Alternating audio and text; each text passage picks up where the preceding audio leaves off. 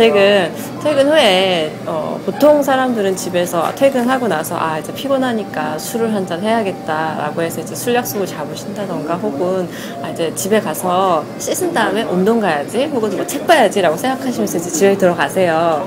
그러면은 대부분 씻으시면 누우시죠. 소파에 누우셔서 TV를 보시죠. 그리고 멍하니 늘어져서 하루를 허비하시고 이런 시간들이 많으신데 좀 아침형 인간의 강박에서 벗어나서 저녁 시간에 그렇게 무의미한 시간을 보내지 마시고 생산적이고 낭만적이고 행복하게 사시는 방법을 찾아드리기 위해서 이 책을 썼고요.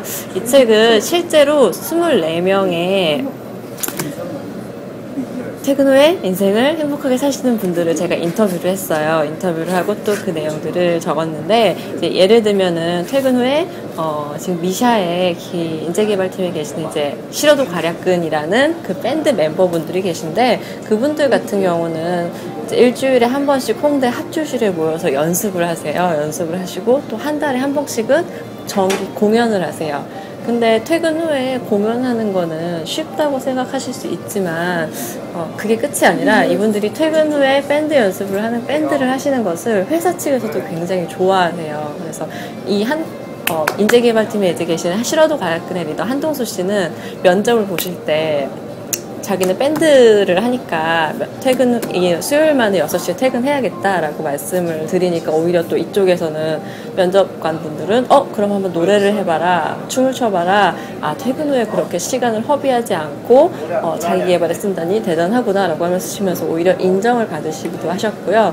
또 우리들 각자가 가지고 있는 상처와 아픔, 트라우마 같은 것들이 각자 있잖아요. 누구나 자기 상처가 가장 아프니까 그런 아픈 상처들을 가지고 끙끙 앓으면서 또 상처 속에만 파고드는 게 아니라 그 상처를 해결하고자 상담 심리 공부를 하시고 미술 치료 공부를 하셔서 상처를 해결하시고 또 믿지 못했던 사랑에 대해서도 마음을 여신 후에 이제 간호사였던 분이 또 상담 심리 치료사가 되신 분들 이야기도 있고요.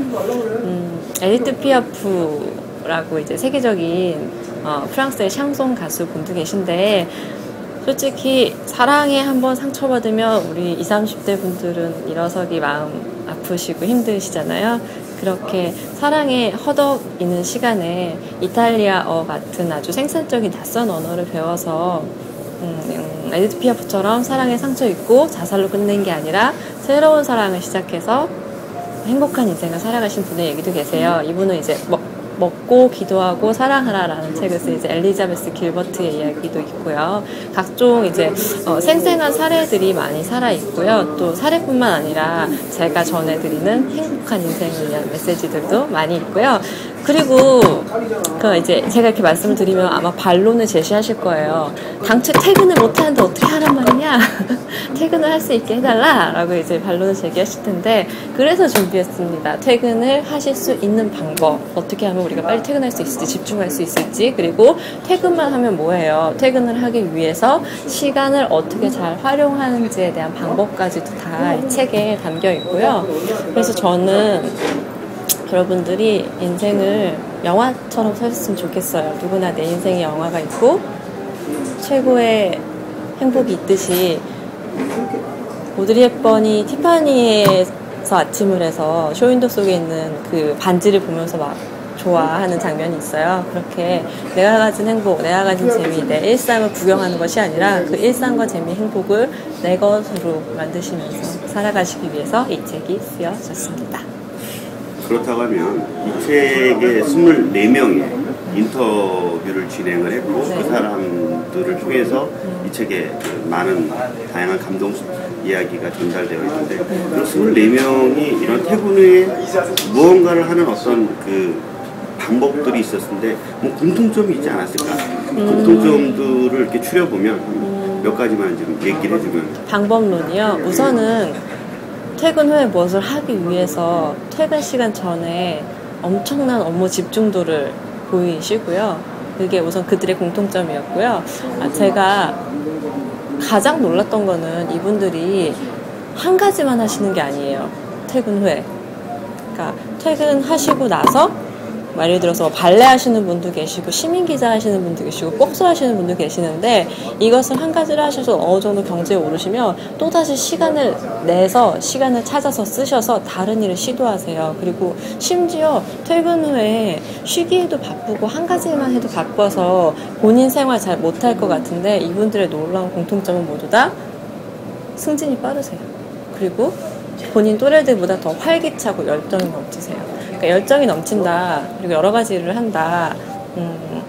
많이 웃는다. 그리고 본인 인생에 만족한다. 이것이 그들의 전 공통점이라고 봤습니다. 마지막으로 그러면 윤재훈 저자는 퇴근 후에 어떻게 활용을 하고 있는지 사실 뭐 퇴근을 하는 사람은 아니지만 그 어떤 시간 관리 어떻게 하고 있고 그런 거로 인해서 뭐 이렇게 꾸준하게 책을 내는 것도 있고 또 새로운 어떤 시도들을 여러 가지 작업하고 있는 것 그런 게 좀 있다면 노하우를 좀 소개 좀 부탁드립니다. 실제로 저는 정시 퇴근이 정해져 있지 않은 사람인데 이제 제 나름의 출근과 퇴근을 정합니다. 그래서 이제 당연히 늘 같은 시간에 일어나서 같은 시간에 식사와 인터넷 정보 검색을 마친 다음에 같은 시간에 작업을 시작을 해서 같은 시간에 작업을 끝내고 그리고 강의 준비를 하고 이제 저는 또 글을 쓰거나 강의를 하거나 두 가지 일을 하면서 사니까 만약에 강의가 오후에 있다 치면은 낮 시간에는 책을 쓰고요. 그걸 퇴근을 하고 나서 이제 강의를 하러 제2의 인생을 살러 가고 이런 식으로 진행을 하고 또 강의 끝나고도 바로 집에 와서 무의미하게 쉬는 게 아니라 저는 그림 보는 걸 굉장히 좋아해요. 문화예술을 가지고 향유하는 걸 좋아해서 어떻게 하면 더 재밌게 살 수 있을까 찾아보기 위해서 막 전시회 정보도 찾아보고 책도 읽고 이런 식으로 퇴근 후에 계속 그러니까 저는 그냥 제가 글 쓰고 강의하고 또 새로운 자료 서칭하고 이런 것들을 논다고 생각을 해요. 그래서 퇴근 후에 놀고 퇴근 후에 놀고 계속 재밌게 놀면서 일하고 있고요. 그 활용하는 시간 전략 말씀해달라고 하셨죠.